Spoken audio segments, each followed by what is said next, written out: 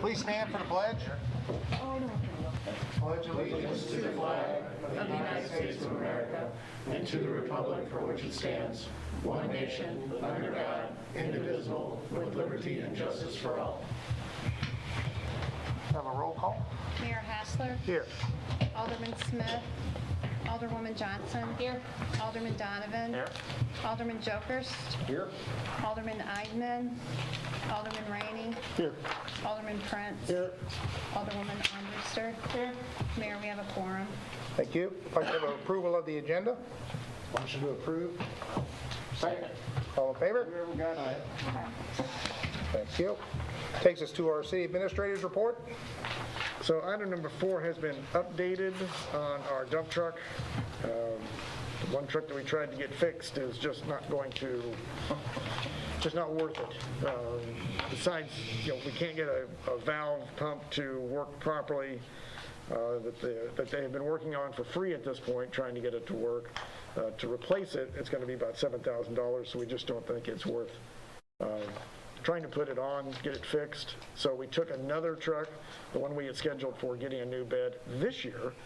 So we took it up to get it replaced from last year's bed. And Steve will talk a little bit more about what we're thinking about doing. We're going to have to look at getting another truck. So we'll bring something back to you about maybe getting a chassis. We have a bed on order. Can we put the bed on there?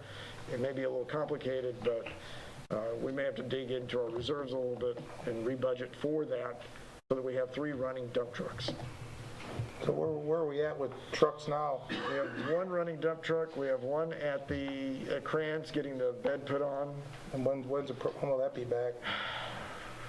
Haven't heard. Steve, anybody hear what, to give them a time frame when they took it up? They needed the rest of this week to undo all the work that they had already attempted to do on the first truck. So Okay. Sometime next week they should start on the next one. Okay, I guess the bigger issue is if you have a snow, so right now we're good for a week. Next week's supposed to be good. I guess we'll just, We're sweating it. We've got 1 running dump truck and the rest of the pickups that have their blades on. So that's what we had to do at that last week, but it wasn't a bad snow. We were lucky. Yeah. So we're trying to get it done as quickly as possible, as inexpensively as possible with what we've already budgeted. But we kind of got to the point, at least on 1 vehicle, we're going to have to surplus it. Well, if it gets bad, maybe we can count on special road. We can ask them. Yeah. Yeah, but if they got to taking care of their roads, they're not going to have. I think you'd be better off maybe for a private company, have somebody on standby, or maybe. Or we may might not have to. You got at least with it, you got some time. Flatbeds, they can throw that salt spreader on. Just doesn't work. We may have to look at leasing a truck for a time too. Yeah. So There you go. Yeah. okay. Still some minor tweaks to be done to the police department. Contractor has substantially finished everything that we required, but there's still a few items that need to be done, but it's nothing that can hold us from everybody being in the space. Everybody's pretty much moved in, hanging stuff on the walls. I hate hearing drills and all that, but you got to hang stuff up, I know. Fiber installation is, so we're looking at fiber to be installed early February. When we initially planned it for last year, we got delayed because of construction issues. So we told them, hey, come in and put the fiber. You can move it in December, and then everything could just, boom, boom, boom, get it done. Well, they didn't boom, boom, boom. They just went, well, we started from here, and then we started from here. Now they've started it again. The line works. Now we just need the modem to hook it up. So we have contacted them through our vendor who's coordinating it, and they'll be here in early February. So we're still online, and we're fine. We're just running like DSL instead of fiber. So we're not paying for it. And we'll be bringing some ward redistricting options to the board, probably at a work session in February, March. David and I need to get together and go over a couple of maps and some of the interpretations of residents, census numbers, and that kind of stuff. So we're going to look at that. We'll bring it to you and discuss it, but it'll be a work session type item. We're getting there. Any questions about anything else on there? Number 2. So we had the pre-bid meeting Tuesday, it was last Tuesday. Bid opening is coming up next Tuesday. There was a number of contractors, I think we had 5 contractors there. Dave Van Leer from Cochran is here, he can give a few more details on that. They're looking at issues of supply, so that's going to delay us some, but we figure once we have the bids next Tuesday, then we can bring it to the board at the next meeting and go from there. They'll have enough time to do to compile the spreadsheet to see who's giving the best price. All reputable contractors that were there. I think we have good choices. We'll see what the numbers are. A lot of good discussion as to maybe amending some things. We come out with an amendment to the previous drawings because of the discussion from Tuesday. I think that puts it more in line with what can be done and try to speed it up a little bit. From our part, we have to get the building done. So you'll have that coming to you, that we need to get that building where the electric will go in started as soon as possible. But we need to finalize with the contractor what they need so we build it correctly. We're not just putting it up and going, ooh, good luck. I mean, all the electrical components and stuff, I mean, is there a lot of time involved in getting all of that, or is that? It depends on. We're seeing some significant delays on electrical equipment on projects right now, so we're gonna, once we've got a contractor we're working with, or we think we're gonna work with, we need to have some discussions about lead time on certain components and understand what we're dealing with there. So one of the things also to keep in mind is we've asked them to give us numbers based on what prices are right now. And when we actually get it done, there may be a change in those, so we'll have to build that into the budget because they may come in, but they have to prove it, that here's what we bid based on the quote, here's what they're now saying it cost. So, I mean, that they've seen prices jump suddenly on projects, and that's kind of been problematic. I mean, the transition from adding this building and the new equipment to maintaining the plant's operational, I mean, is that going to be a pretty smooth transition, or? That's the goal.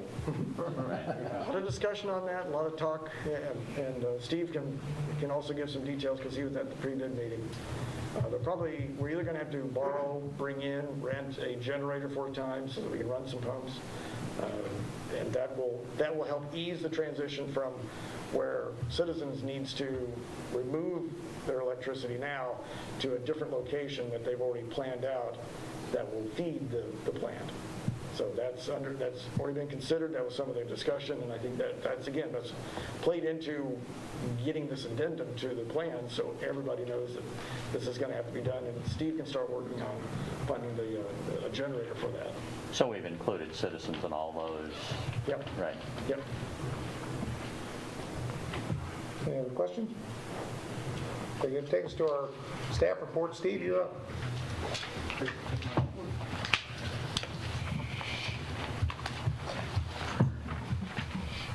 Evening, everyone.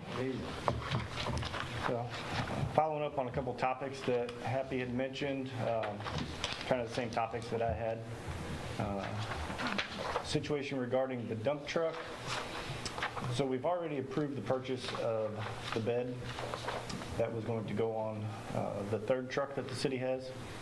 With 1 truck being down, we had to take that truck, move it ahead in line to get the bed that's currently made. So there'll be the city will own a bed that won't have a truck for it to go on. That's the best way to put it. So instead of purchasing a dump truck, there's an option that we may be able to find like a cabin chassis and have the bed that we've already purchased installed on it. So yeah. So that's kind of the plan at the moment. You thinking a new cabin chassis? Or? Yeah. Any idea on the cost? Or? Not at this point. We're early stages. So, with just having a limited number of trucks to plow, like we talked about earlier and stuff, I mean, say we have a 7 or 8 inch snow, I mean, are we really in trouble? Are we? I would think we'd be okay anyway. You know, we would have to prioritize different routes. We're going to have to pay attention to the snow routes, focus on those first.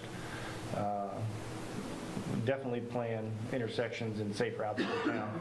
Secondary streets, of course, would become secondary to the main fairways. So, I mean, is that something, you know, per occurrence that we could hire some private people to help, or is that? Yeah, we can do that. It just depends on, you know, what that cost would be, what's the priority of the board. It depends on the storm, too. So Right. we just have to judge at that point. I mean, all of a sudden, we're predicting 5 inches of snow, and we've got 10 inches overnight, and still blowing. How quick can we make those decisions to do something different, or who can make those decisions? some of that's going to depend on the precipitation that comes down, whether it's ice underneath it, whether it's a wet, fluffy, wet powder or a wet snow, which would blade off in one pass. If it's a dry, powdery snow, which would continue to blow back across the roads. The situation's going to be different with every event.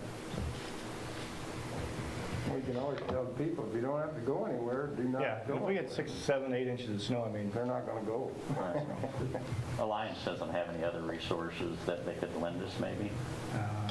I mean, drivers, equipment operators, so as far as equipment, I mean, we can call, and if somebody's available, I mean, maybe. I think they'll rise to the occasion, we'll manage it. Yeah. I'm not fearful at all, we'll make it through that. Yeah. Yeah.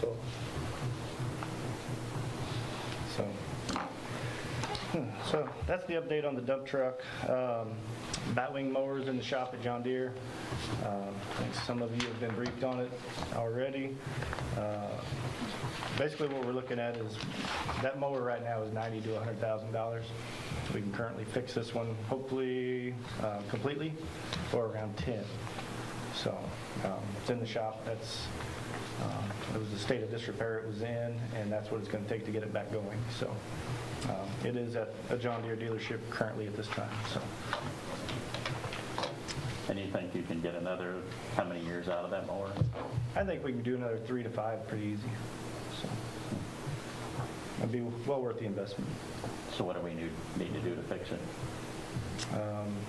Call John Deere and tell them to proceed. So Where do they do work now? They're not out at, we had to actually take it to Stillville, Illinois. Over at Nobi over there. yeah. Their service is open now, by the way. Oh, is it? Yeah. Well, that's good. They're supposed to announce it. So happy to touched on the electrical water plant project walkthrough. Numerous contractors showed up, like he said. Cochran was there. The other project we got coming up this year is the water line project for North 4th and the 2 creek crossings. Talked to numerous pipe vendors and even some guys over here at Cochran Engineering. Pre-purchasing the pipe so we have it for the project is almost essential at this point. We did that last year with the last project, didn't we? Yeah, we're in the same situation this year. Well, we didn't do it, you know. If a contractor was to be awarded the project in the timeline that he would have to find the pipe and purchase it, it'd probably be before the end of the project before he saw it. Yeah. So, I guess I need permission to pre-purchase pipe. It's budgeted, we just need to get what the number is and then bring it to the board for approval. All right, well, I'll get those. So, we did have an inspection down at our line ponds, down at the end of Market Street. DNR came in, did an inspection, found no deficiencies and offered no recommendations other than continue to operate it the way we are. Oh, very good. So, See? anybody got any questions? Very good. Thank you, Steve. Yep. Chief?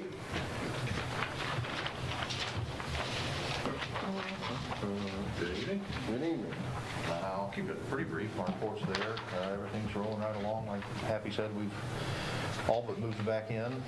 We're certainly being sparing on any drilling of the walls, so we certainly don't want any more holes in the walls than Happy does. So all the guys have been instructed on what they can put up and what they can't, and we'd be happy to give a tour, anytime you guys want to see the semi-finished product. I did have a separate memo that I believe went out with the addendum. staff report to look at an addendum to the budget on getting the surveillance system. You funded the installation of the Cat 5 lines, so this would just be completing that and getting the system put in. We would do that in-house, and there wouldn't be any more maintenance expense, I wouldn't believe. Or not maintenance, but labor expense.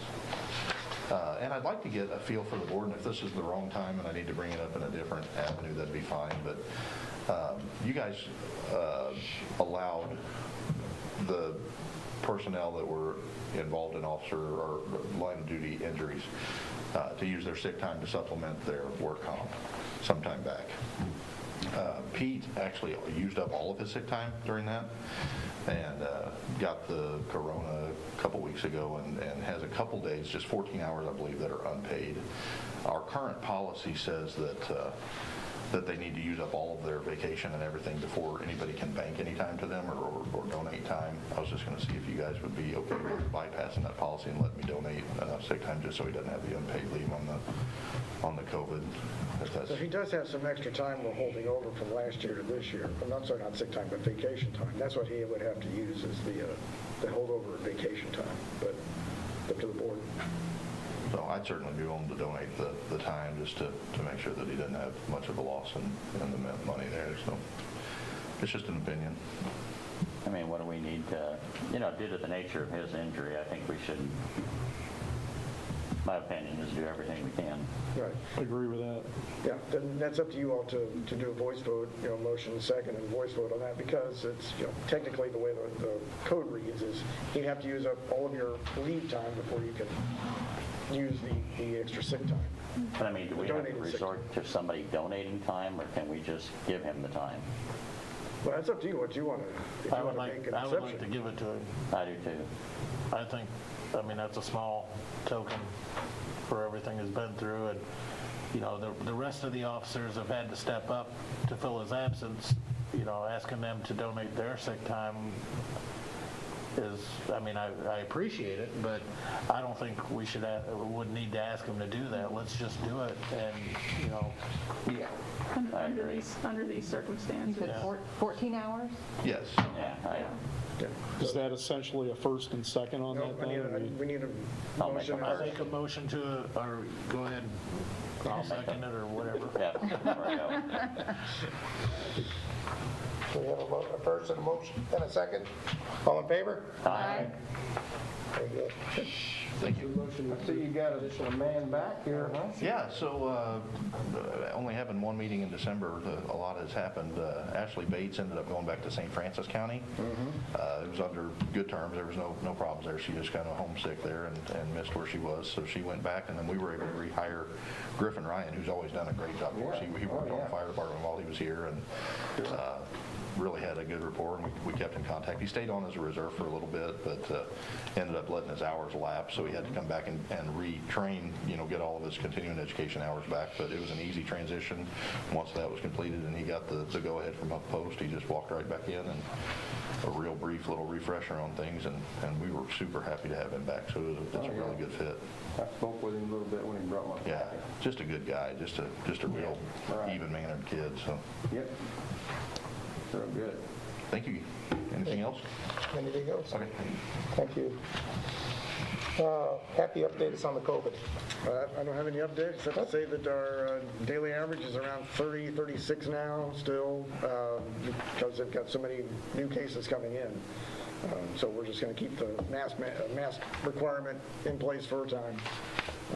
Nothing from the health department, nothing's really changed except that the numbers are up. Everybody's kind of aware of what's been in the news. So we're just experiencing the same thing. Very good. Any committee reports? The building committee's going to meet tomorrow with Steve Bacon to talk about this room, finalize the ideas for plans, and put those in production. Okay. Not much for parks, except for we have a survey out right now on our social media channels, Facebook primarily, with a link to the survey that we're asking the public to contribute on. And that'll help us with the prioritization of the master plan projects, but also help us in grant applications. So I think Happy sent it out to all the board members. If y'all could take that and pass it along. I think Happy's going to close it on Saturday morning. Yeah. So. Thank you. Thank you. All right. Any public comments? There are no public comments. Move on to the consent agenda. Motion to approve. All in favor? Aye. Very good.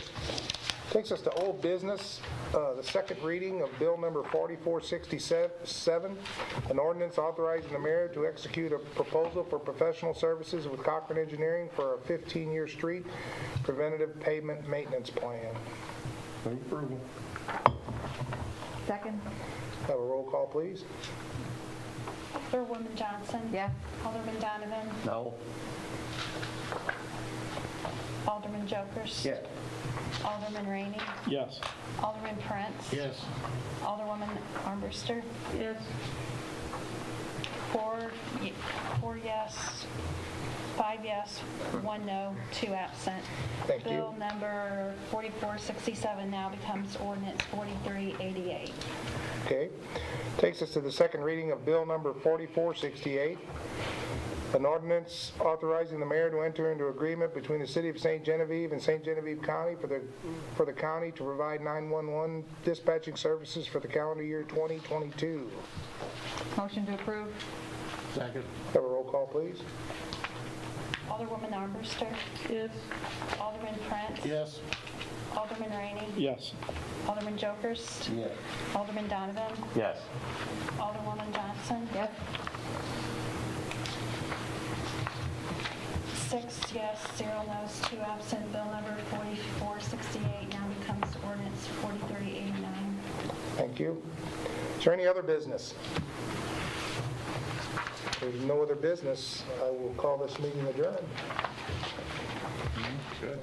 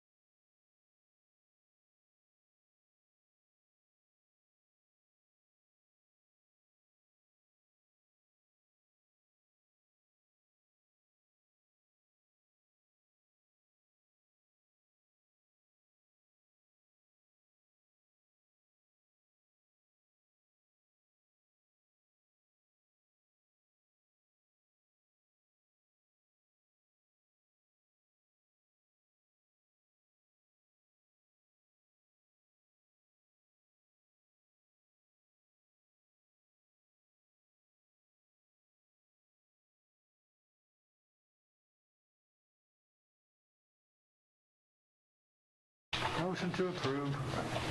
Second. All in favor? Aye. It's all you, Happy? So it looks like LNH is not here tonight. I think they were informed at the last meeting we were going to discuss this again. But I know Councilman Prince had some questions. I've asked our attorney to remain here and see if he wants to ask those questions again or get them answered regarding working on the drive. So you're familiar with the project, right? So it's a private driveway that's going to be locked and everything. We can't spend money on that, can we? I mean, taxpayer money for a private driveway? Well, as I understand the project, the answer to that is pretty clear, no. The city cannot use public funds to improve private property.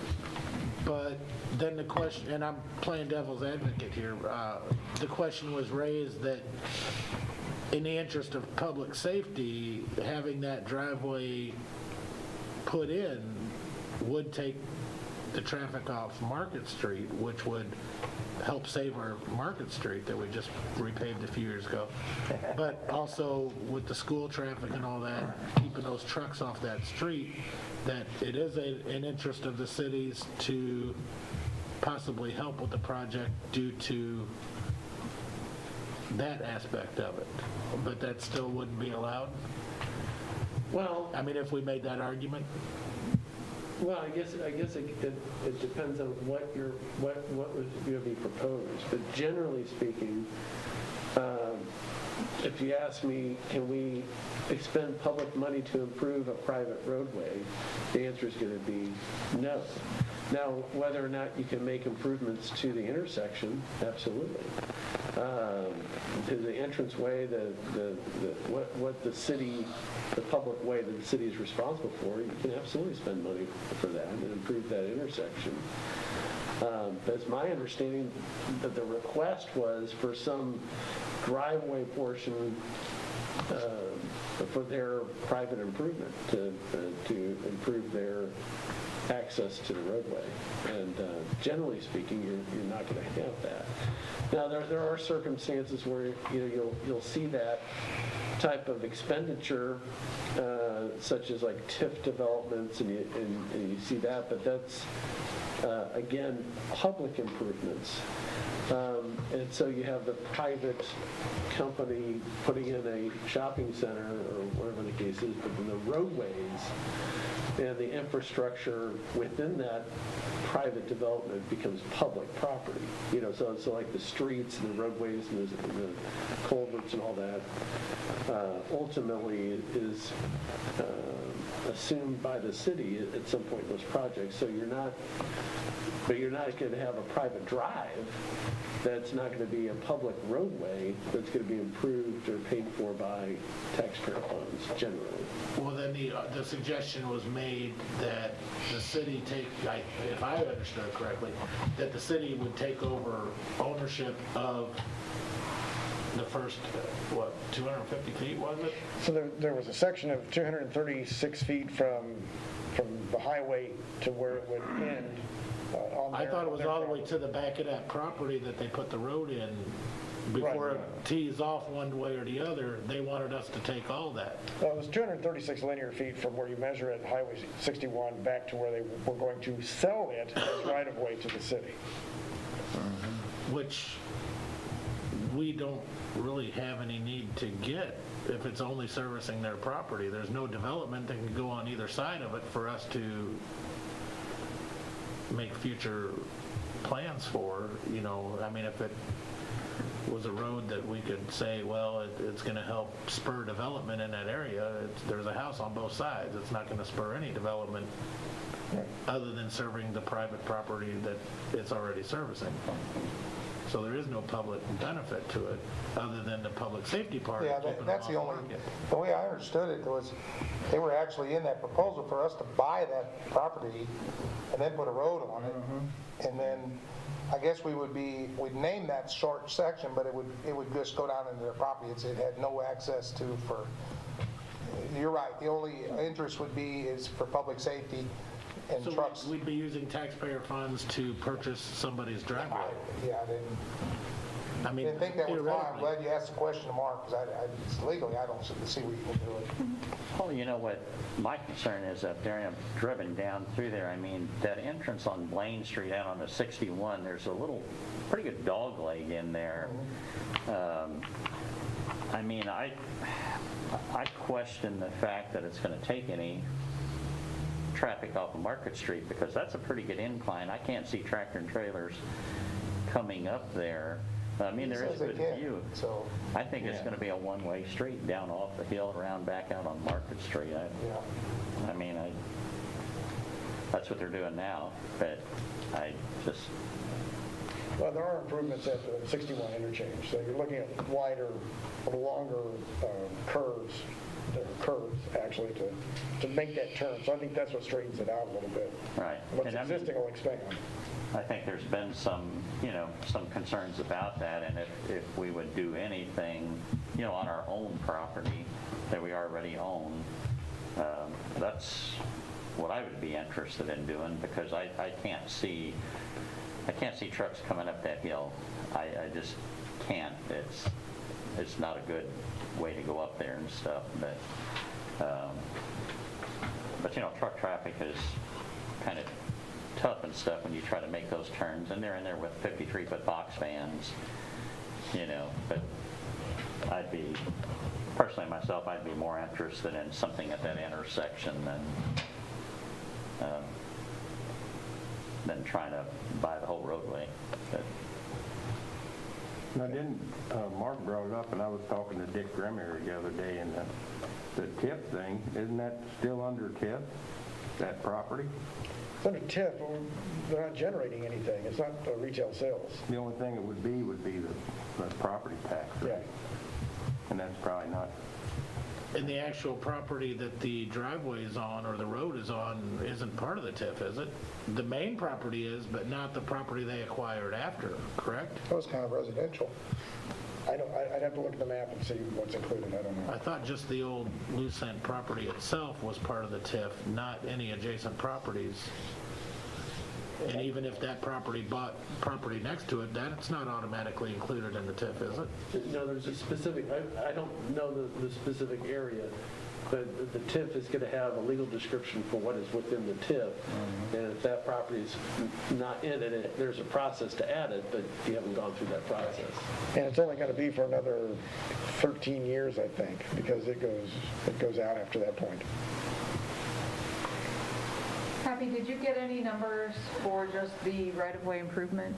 Right-of-way estimated is $36,805, but that's not including engineering, which would probably have to be done for MoDOT's specifications and for their approval for a permit.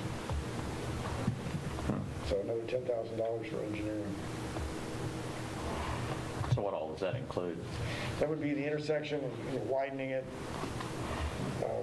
probably redoing the asphalt or the base of the asphalt, and then widening and pouring the proper concrete as their specifications are on the highway, and then bringing that to this new driveway, bringing it all the way up to that and cutting it off at that point.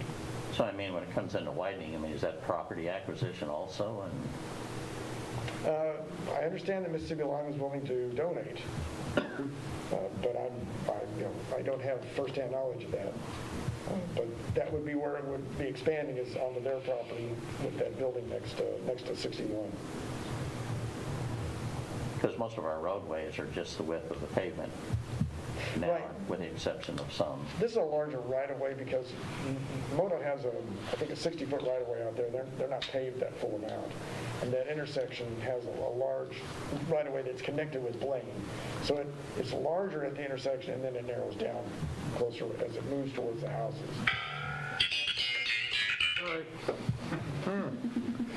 Thought I had that on silent here.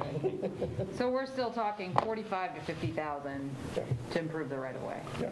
Because we're going to have to pay for all the engineering and everything.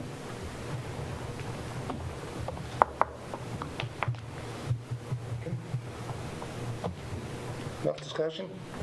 Yep. Yeah, I believe. Thanks for getting those numbers, Happy. You're very welcome. Okay. Takes us to our building code update. Unless you want to stick around, I mean, it's an exciting moment. You got other things to do. You might want to stay for number 3, help us out with that. That's a no-brainer. I'm just asking. Thanks, good night. Thanks, Mark. Thanks, Mark. You're adaptable, right? I am adaptable. Not always flexible, but I like that terminology. Hey, David. so I sent you some information on Saturday. Obviously, we've been talking about this for about 6 months or more. Just the root of it is there's a BCEGS, which doesn't have really any they can't hold anything over us except for the fact that their information goes to ISO, which then determines insurance rates. So and they were going to drop us from class 5 to a class 9 because our codes will be 10 years old this year. So our suggestion was to come to come up to 2018 codes, we kind of chatted about that, and I didn't see any resistance, so Gene spent some time going through those books. I could bring them in here if you'd like to go through them, but what about this call? So there's several of them, so I was going to just spend a few minutes going through some of the major changes. I sent you a document that showed existing amendments when the code books were adopted in 2014, and then some significant changes. So if we start with the first one there, it's the National Electrical Code. It actually is in different years than the ICC code. So the NEC would be the 2020 version. And a few things there. One that wasn't on your handout is that the arc fault interrupter protection, we would also delete the section that applies to existing receptacles. So we wouldn't be going into people's homes and requiring them to put arc fault receptacles in, and we also wouldn't require it on new build. So I don't know if anybody has any questions about arc fault. GFCI? No. That's different. That's ground fault. So ground fault's more of a... Oh, here it is. Yeah, ground fault's more of a shock prevention. Arc fault's more of a fire prevention. But Gene can speak to this probably better. Arc fault, there's a lot of nuisance out there as far as tripping, not, tripping breakers, because, if you turn on a light switch and you've got some loose wires in there, you can hear it kind of crackling. That's arcing. So that's going to trip a breaker every time. And it's not safe, let's put that out there, but it's also a nuisance. Nuisance, yeah. So they're always tripping an arc fault. Theory was that if somebody's electrical cord to a lamp got rubbed raw and it arced, it would trip the breaker and you wouldn't burn the house down if you didn't know that that problem was going to happen. But the nuisance problem has become overwhelming. And so this arc fault was not adopted in the previous code books. We're not recommending to adopt it again. I'm just saying there's a new section that applies to existing receptacles. We would take that out also. Speak up whenever you have questions. On down to significant changes. You can see there all basement receptacles would be GFCI versus just unfinished. Gene and I talked about providing folks we do occupancy inspections on additional time to come into compliance to this. So right now when we go into a basement, if you've got a few rooms that are finished, but the rest is unfinished, anything unfinished would have to be GFI. The finished parts would not. This brings all of it into GFI requirements. The next one down, right now, the 2012 code talks about GFIs as far as any receptacles within 6 foot of an open water source. This code book, and we've been practicing this, preparing people. This is all kitchen countertop serving receptacles, which makes sense. Okay. The next one down, we're not recommending adopting this. This would require a dishwasher receptacle be GFI protected. Gene, you want to talk about that? It really just doesn't make sense. I mean, it's kind of silly if you ask me, but Most of your dishwashers are direct wired now. Some are hardwired. Some of them are not. New dishwashers are plug-in. They don't wire in anymore. They require that you have an outlet. So when you talk about GFI receptacles, I mean, you're not including GFI breakers. It'd be GFI protection, so a breaker would also So it could apply. be either way and stuff. Okay.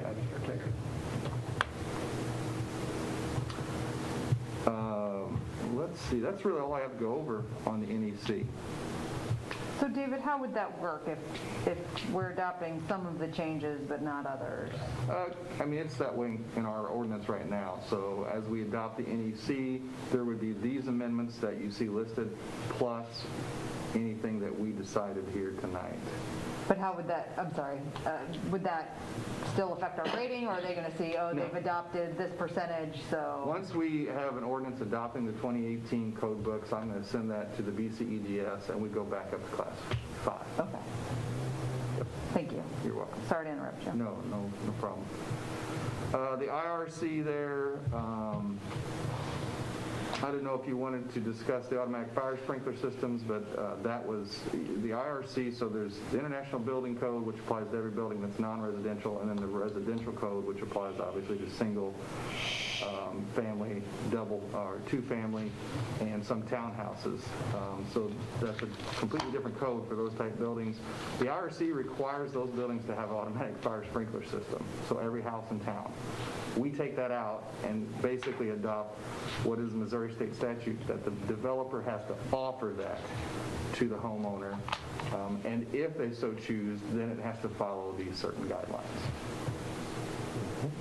So we would keep that. That's in the current amendments. Under significant changes on the IRC, if you go down to R314, smoke alarms, we've been following, of course, everything to do with smoke alarms and carbon monoxide. The 2018 code requires those to be interconnected, so that can be difficult sometimes, not in new builds. So we're talking about new builds. We'll come down later to existing. But those, you can buy those battery operated now, so you don't have to hardwire them. So, you know, we believe that's pretty valuable, and we should continue to adopt that. And then if you go down to the very last bullet point on the IRC significant changes, it talks about adopting Appendix Q tiny houses. I'm going to come back to that. So there's several appendixes at the end of the IRC talking about other things besides just a standard single family or double family or two family. And this is one of them. And I'd say over the past 2 years, I've probably had 3 or 4 developers or just single guys or families ask me about tiny houses. So I'm going to come back to that. But this is where that would be adopted if we so choose. The next is the IBC, so this is the International Building Code, everything basically except residential buildings. The current amendments are there and would stay the same unless you see any need to change them. Every one of these, by the way, I should have pointed out, there's a Board of Appeals created in the book. We take all that away and just make the Board of Adjustment the Board of Appeals, which has worked for years.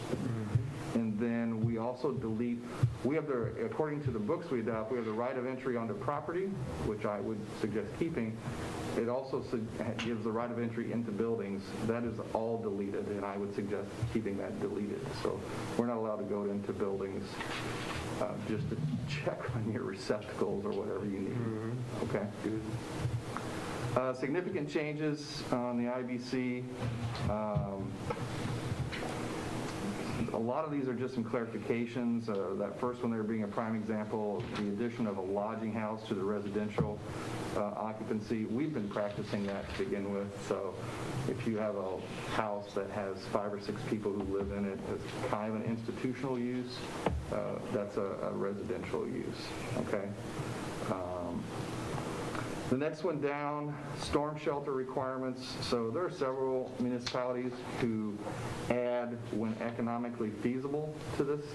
So if you build an educational building or I believe an institutional building in certain situations and it's of a certain size, you're required to also build a tornado shelter, which is fairly costly.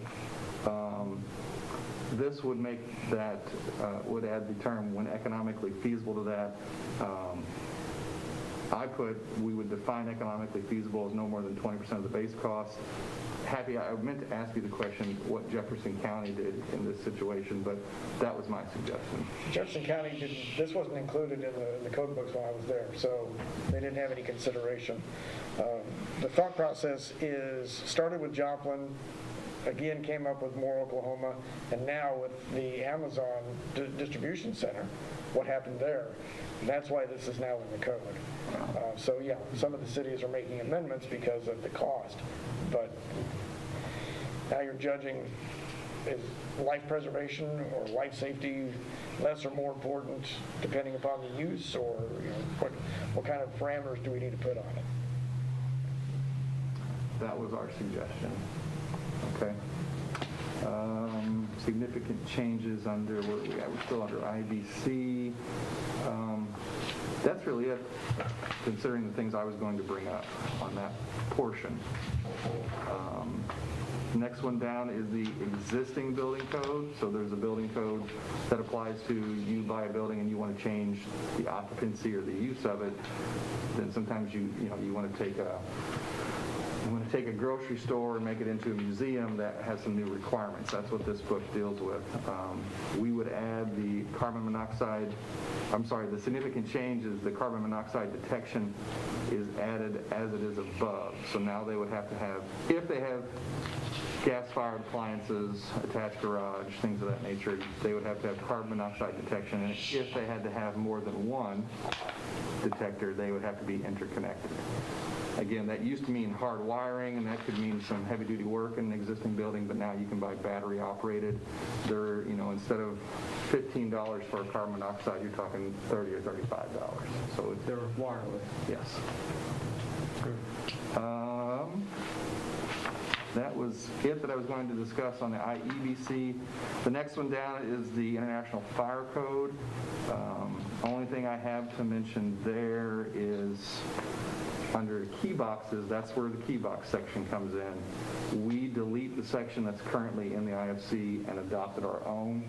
It's worked, continues to work. Kenny and I work pretty well, and Gene hand in hand, getting us more and more of those installed. I think it might have been in his report last week, a couple weeks ago, we're probably around 50, between 50 and 60 now. So I would advise keeping that. On to the last page, we're going to jump to the International Property Maintenance Code. So this is the code book that really impacts the occupancy inspections that we use, so this is property maintenance. If you go down to 603.8 on the last page there, that's carbon monoxide alarms. We would update that now to interconnected carbon monoxide alarms. So we go into an existing house, and this would be different, right? So let's say we did an occupancy 2 years ago, and this would be the same with smoke detectors, because a lot of houses may only have one carbon monoxide, so no big deal. We would now be telling them you have to have interconnected carbon monoxide detectors, which means now you're taking the $15 or $20 ones down and having to go out and buy $30 or $35 ones to put back up. So that's in the code book. It also, I think everyone here is aware, so if the one upstairs goes off, now the one downstairs is going to go off also, because they're connected wireless. Placement recommendation? Mm-hmm. That's in code. Okay. Those need to be in their sleeping rooms?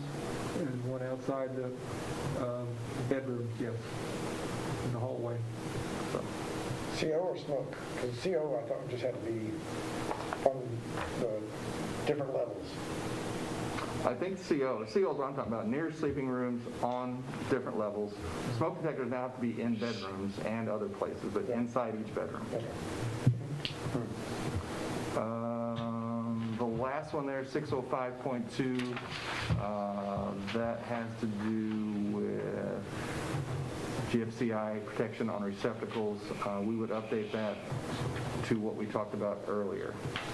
So it would require GFCIs in existing homes in all the places required in new homes, and we've been following that, but remember, we're updating where they're required now, except for the dishwasher part. That's all the code stuff I have to go over. I really tried to summarize it pretty quickly. Yeah. So if you have questions, shoot. Dave, I didn't track well with you on 423.4.5, the addition of the storm shelter. Yes. When you talk about that 20% of the value of the building, who makes that call? So if I'm building a building, who is going to be the approval authority that tells me I have to have that? Well, we would be the approval authority, but you would provide us the cost of the building and the additional cost of what the code would require. I just want to make sure that's going to be a constant throughout any applicant, and it will be. Yeah, and remember, this is a very limited set of buildings that would possibly require this. Okay. And everything on the table, it would affect schools. So I have kind of a connection to schools, but in talking with other jurisdictions, most of them, some of them follow this, and it seems to make sense.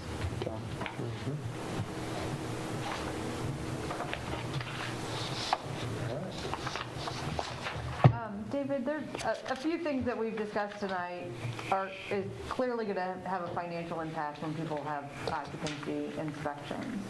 How are you all prepared to explain why these changes are needed and sort of help justify that extra expense? And is there any kind of, prior to an inspection, making sure people are aware of these changes so they're not caught off guard during an inspection? I mean, there's no thought to send out a letter of anything. We could certainly put something on Facebook something of that nature. Some of these items we've been following already. Okay. Because they were the right things to do. GFIs, I would say, would be a good example. We've been telling people for a while now, hey, GFIs are only required here, but pretty soon they're going to be required here. Okay. And been fairly receptive. Oh, yeah. Great. The interconnection of smoke alarms, we've been closely coming to that. This carbon monoxide we haven't. And then the GFIs in basements. But what Gene and I had talked about is as long as this board's okay with it, we will ease into that one. So, because that could require, if you've got 30 outlets in your basement and you have to switch them off to GFIs, that's... Well, you wouldn't switch them all to GFI. They need to be protected, right? So protected by a GFI. You could also do, and that's what Gene and I talked about. You could just put in a couple of breakers. Yeah. You can also put them at the first of the line. Right. Yes. That's more along the line of what I'm talking about. Yeah. That's what I tell a lot of people. If you're doing it yourself, or if you have a contractor or electrician, just try and find the first one on that line, and you'll save yourself 5 breakers. Breaker, GFI, all following are protected by them. Okay. So, yes, we plan to ease into a few of those. We could certainly put something on Facebook, but for the most part, besides those couple I mentioned, we've been talking about it for 6 months. Okay, great, thank you. Dave, we're actually stepping up two code timeframes, correct? Yes, 2015 happened in between. Right. But 2021 is also out there already also. Right. So we're not coming up to the very current, but typically, from what I've seen in this job, the short time I've had it, it takes a year or so to kind of work out the kinks. Right. So 2018, I think, for the most part, the kinks are worked out. Right. But it's not uncommon for municipalities to be behind. No, like right now, Perryville's on 2015. I think Farmington might be 2018, but a lot of municipalities around us, smaller ones, are on 2015. Right. Yeah. Other questions? If you got any questions, we can always call you, right? You certainly can. Yeah. The only other thing, I want to chat about is the tiny home piece. And no decisions here tonight, and maybe it's another work session, maybe it's a committee if it's something you want to pursue, but, we've talked a lot about improving the availability of housing, whether that's an improvement in density or the amount of housing. So these are, in code book, they're considered accessory dwelling units, which implies a primary dwelling first. These would still require, bathroom, kitchen, proper egress, things of that nature. Of course, you've all probably seen the shows. They're just condensed and tiny. Building permits wouldn't be too big a deal. If we adopt that appendix that I talked about earlier, it covers some of the things that are specific to tiny homes, including lofts and egress, the size of certain rooms. It basically makes it possible to go down to like a 500 or 400, maybe even a 300 square foot home. Zoning is a different story. So right now, if you want to build a single-family residential home, and we made tiny homes one of those possibilities, you'd still have to have an 8,000 square foot lot to have a 400 square foot home. So you're kind of defeating the purpose of making it more feasible for someone. So you can't build, and you also can't build an accessory structure without a primary structure, but I think the lot size is more of prohibitive than that. We could overcome that. So we have a few things in code already. I just want to feel you guys out. We have a planned unit development, which is really meant more for like a new town. So if you're familiar with Newtown in St. Charles, it's basically a planned city. Right, it has commercial and residential uses. It's all planned. This would be more of a planned residential unit. It allows for increased density, also allows for density bonuses. So if you allowed someone to do tiny homes with it, if they put in some playground space, instead of only being able to cover 40%, they may cover 45%. And if you put in shrubbery, I'm kind of making some of this up, you'd be able to go to 50% coverage. So you could put more homes or more coverage. That would be appealing to a developer who is trying to do something like this. The PUD, the planned unit development, requires considerable planning. It's basically a rezoning or an overlay of a zone, right? So you would take, what comes to mind, honestly, are all the few trailer parks we have around town. So whether some of them are zoned mobile home, some of them are zoned residential. So you could take this overlay and make it a planned unit development area, okay? It does have some open space requirements, which means those will have to be maintained. The stipulation in our code is that those could either be handed over to the city or you could put an HOA in place, okay? Right now, our PUD, our planned unit development, requires you have to have 5 acres to do that.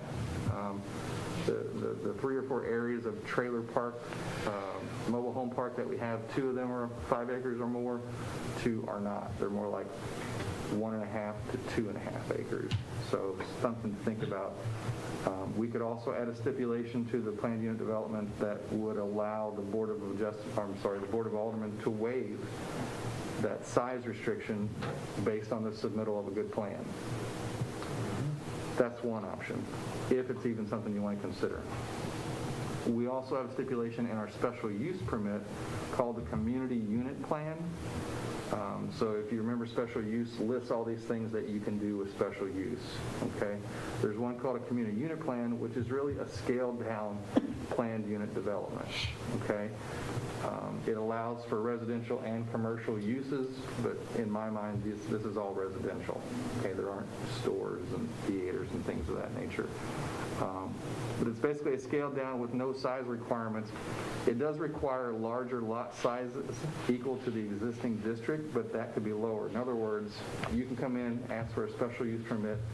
I keep using the mobile home park on 10th because that's just what comes to mind. So you would pull those out. It's not 5 acres, so it couldn't go this route. It's about 2 acres.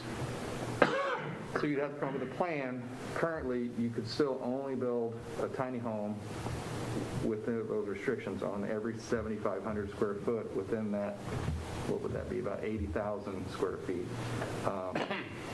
So we could put some stipulation in there that also could be waived by the Board of Aldermen if a good plan was presented.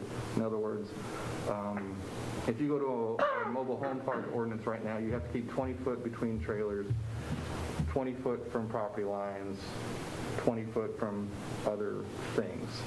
And those kind of things could be put in place on this community unit plan.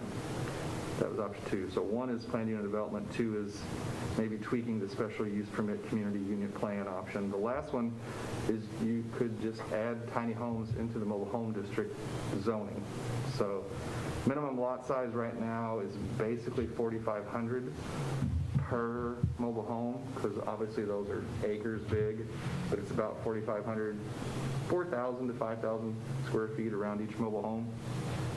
And again, I just reiterated, it has to be 20 foot between mobile homes, 20 foot from property. You could apply that to tiny homes. You could allow for smaller lot sizes. You could also allow for, there's 2 kinds of tiny homes, right? There's the kind you pull around and park, which is basically a recreational vehicle. That's not in code anywhere. And the kind you would put on a foundation, which is in that appendix that we talked about. So I'm just throwing it out there. I know we continue to try and work towards a new subdivision with some single-family housing, and we've talked about some new, hopefully apartments, low income / workforce housing, and even some hopefully some elderly townhomes, senior citizen living, and that I hope will all come to fruition. This is another option. I've had, I think I said 3 or 4 people come to me in the past couple of years asking, can we build tiny homes here? Well, as it sits, yeah, you can, but you need to build one on every 8,000 square foot. So, not a whole lot of communities around here do this. Some in the state do, like St. Charles has a stipulation for it to happen. And there's other things to consider if you want to pursue it. I've probably talked too long, so if you have any questions or you say, no, I don't like that idea, shut up. The foundation could also include a slab. It could be slab, absolutely. Yeah. I wouldn't think if you got a tiny home you'd want a basement, but I wouldn't think slab or a crawl space. Right. I mean, I could entertain the tiny home discussion. I would almost lean towards option 2. I think doing it under a special use permit gives us the most, I don't know what the word I'm looking for, but it would allow us to make a decision on a case-by-case basis, and we could kind of see what direction it's going, because it could change quite a bit in the next few years.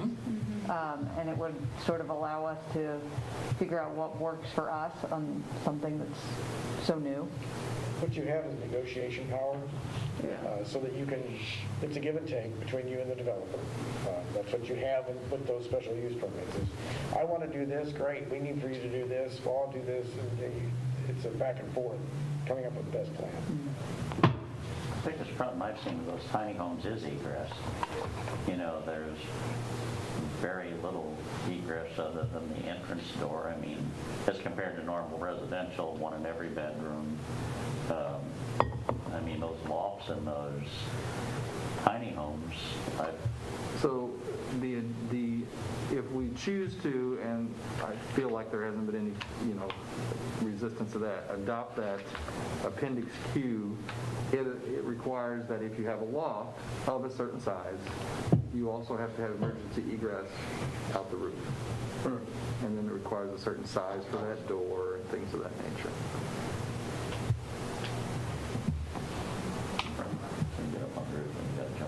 You got a leak there too, I'm thinking. Or buy a ladder, those roll-out ladders, something that you can climb out with, but that's no different than having a 2-story home. No, the egress. But you got to exit the is top. a certain size opening to get out of it, but. Correct. Yeah, but as far as jumping off the roof, I mean, it's no different if you're trapped on a 2nd story. You gotta, if you got a 2-story house, a lot of homeowners, or I shouldn't say a lot, but some homeowners, they get these roll-out ladders that they can drop out the window, so it's no different there. As long as it's the egress is sizable. Yeah. So the special use permit, like Happy and Susie, it does give us more input into what it looks like in the end. So I can certainly pursue that. I just want to make sure it was something you would entertain. Sure. So, yes. That's all I have, folks, unless you have any questions, what we'll bring to you probably, I know it'll take a while to write this ordinance, and it'll be long. We'll bring the ordinance to you at the next meeting to adopt these code books into plan. After 2 readings, we'll move forward with it. You need to do it. All right. Thank you, Dave. I tried to be brief. No, you did good. Thank you. That was fun. It was Good stuff, Dave. Thank you all. Yeah. Thank you. Thanks, Gene. Thank you. What's next, Happy? Well, I don't know, something about performance review when you go into closed session. Do we have to? Don't have to. I make a motion to go into closed session for personnel. I'll second that. Have a first and second, have a roll call, please. What did you think? Alderwoman Johnson. Yes. Alderman Donovan. Yes. Alderman Jokers. Yes. Alderman Rainey. Yes. What do you want? Yes. Alderwoman Armbruster. Yeah, I heard it. Motion carries.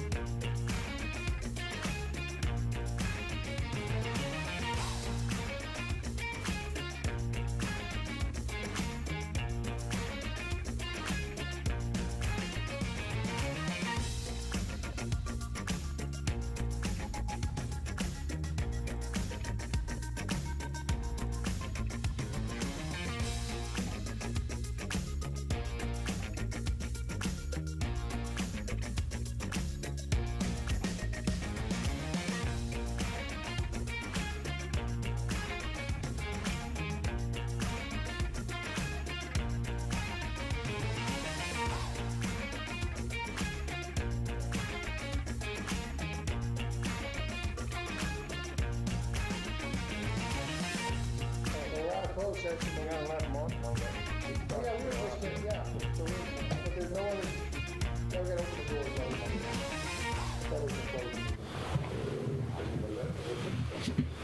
Think there's somebody back there? There's no chairs. Hurry. Hey, Ron, you might have a heart attack. Mayor, Oh, Now that's a seating. Don't joke. Good job. He runs faster than he He's old, drives. you know, I didn't know he was 60. Should we rate his athleticism? He estimates are out for a 60-year-old. He look-